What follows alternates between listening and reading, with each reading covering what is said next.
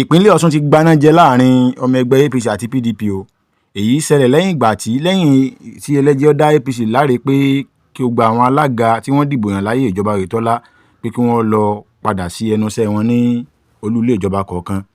Àwọn PDP bá fà kékọ́rí pé láyé irú ẹjọ́ burú wo nù báwọn PDP ṣe yarí nù o ní wọ́n bá kó kádà kó gbogbo àtàwọn nǹkan ìjà olóró pé kò sí ń tọ́jọ́ bí wọ́n ṣe jọ wọ̀yá àjà ní ọ̀rọ̀ ó gbóná jẹjẹ. Kódà àwọn fọ́nrán kan wà oríṣiríṣi fọ́nrán tó pọ̀ tá a kó jọ láti ìpínlẹ̀ Ọ̀ṣun.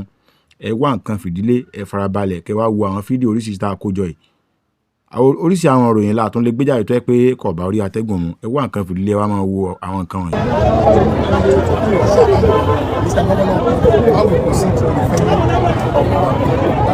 All right, with all sincerity, sir, it's been alleged that the APC brought talks this morning. But with all sincerity, what we can see here, even with you here, are talks, even around the PDP here. Many of these guys. Let me give you the story of what happened this morning. They brutalized one of the PDP members. It's now brutalized. Seriously, so we have massive devices. They brought talk. But we don't want to join in and facilitate counter them with another approach. So rather than just making this and the governor of the state said this power. So and we have been enjoying peace and tranquility all this while since the inspection is so you don't need to allay any fear. So you can see them now. You can cover them from what is happening. So they brought from God. So trying to attack this guy.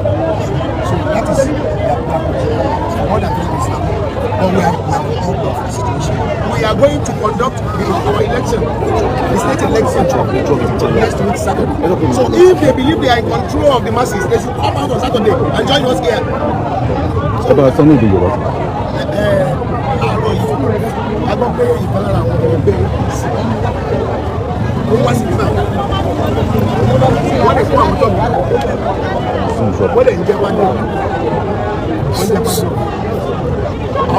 don't let them listen to you. Tell them you do what you are doing, not to listen to what you're saying.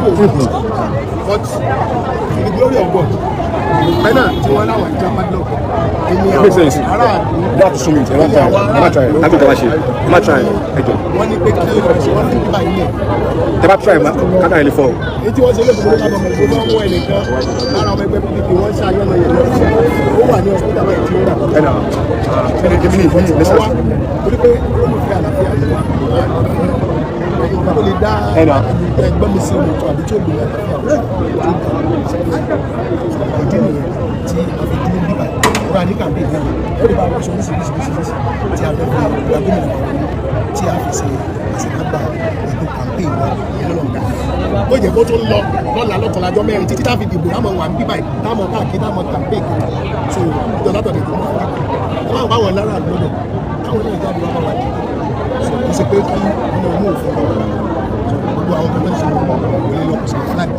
The governor who was state or control state.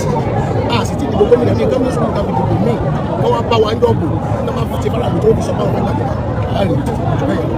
Right, sir. Thank you. But sir, with all fairness, as journalists that we are, we believe that we have fairness too. They cannot be telling us that if we assume what we want to do, that we break our cameras. That is wrong to say. What you said, what is starting to do? We are journalists now. Something is happening there. He was telling him to hold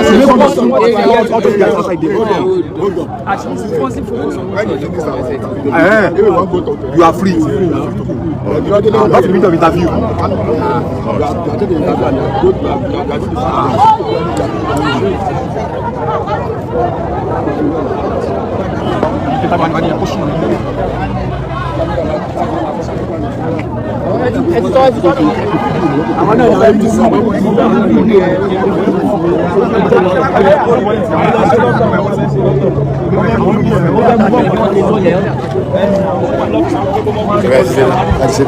Ah, non, il y a invitation.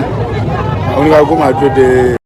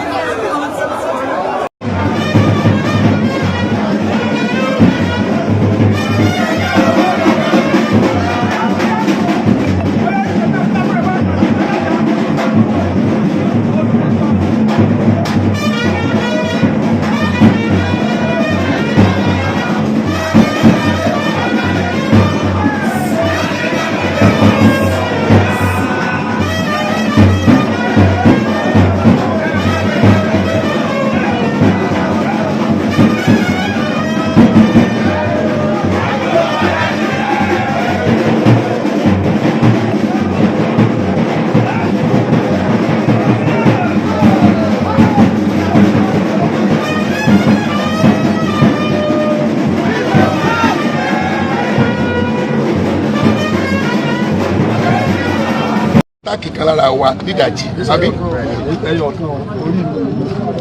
ẹ mọ̀ wọ̀rí but ìkan wà brutally attack but ìta afẹ́ ò ní pé wájú local government council ilẹ̀ wa kò tí yé nìsín ẹ jẹ́ kí a maintain peace. Their plan is to foment problem and they are planning another thing.